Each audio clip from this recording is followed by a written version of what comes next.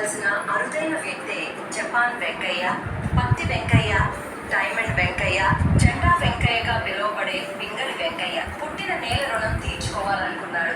భారతదేశం ఉన్నంత కాలం గుర్తుండే వ్యక్తిగా మిగిలాడు. తెలుగు తల్లి ఒడిలో మువ్వన్నెల రూపాన్నిచ్చాడు. భారత మాతకు మువ్వన్నెల జెండాని కానుక ఇచ్చాడు. పింగళి వెంకయ్య స్వాతంత్ర్య సమర యోధుడు, భారతదేశ జాతీయ పతాక రూపకర్త.